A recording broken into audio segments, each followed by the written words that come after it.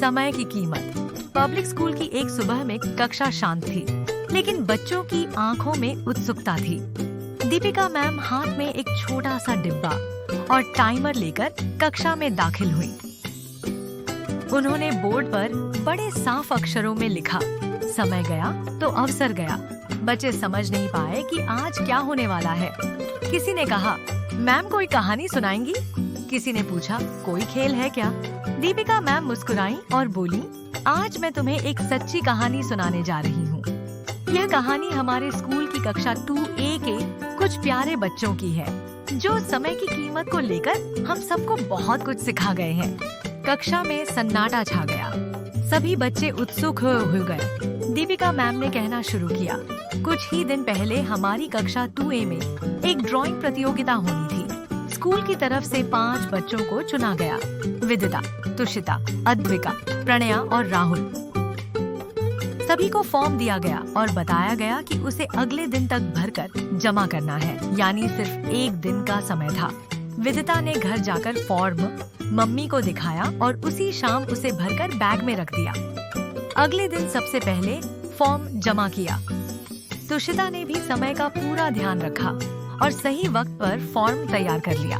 अद्विका को थोड़ी देर लगी, लेकिन उसने अलार्म लगाया और सुबह उठते ही फॉर्म बैग में रख लिया। प्रणया को थोड़ी देर तक फॉर्म याद नहीं रहा, लेकिन उसके पापा ने याद दिलाया और वह भी समय पर फॉर्म जमा कर पाया।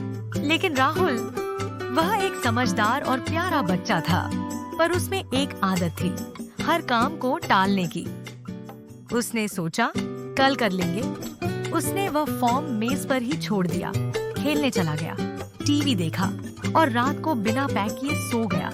अगली सुबह जब वह स्कूल आया तो उसे फॉर्म याद आया, लेकिन बहुत देर हो चुकी थी। बच्चे ध्यान से सुन रहे थे, कोई कुछ बोल नहीं रहा था। दीपिका मैम ने फिर कहा, मैंने उस दिन सभी बच्चों को एक छोटा सा ड्राइंग टास्क दिया। टाइमर लगाया गया था, सिर्फ 3 मिनट का। विदिता ने सुंदर फूल बनाया, तुषिता ने तितली, अद्विका ने स्कूल का चित्र और प्रणया ने एक मुस्कुराता चेहरा बनाया। जब राहुल की बारी आई तो वह सोचता ही रह गया कि क्या बनाए, और समय समाप्त हो गया। राहुल को उस दिन समझ आया कि समय अगर एक बार निकल गया तो वह कभी वापस नहीं आता, और उस एक पल की देरी से वह प्रतियोगिता का हिस्सा नहीं बन पाया। लेकिन कहानी यहीं खत्म नहीं होती।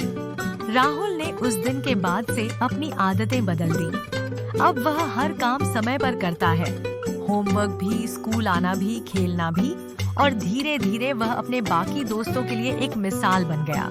बच्चे शांत थे, लेकिन उनकी आंखों में समझ थी। दीपिका मैम ने आगे कहा, इसलिए बच्चों, मैं चाहती हूँ कि तुम सब भी राहुल की गलती से सीखो और विदिता, तुषिता, अद्विका और प्रणया जैसे बनो, जो समय की कद्र करते हैं। याद रखो, समय को जो अपना मित्र बना लेता है वही जीवन में आगे बढ़ता है। कहानी से शिक्षा, समय सबसे अनमोल है।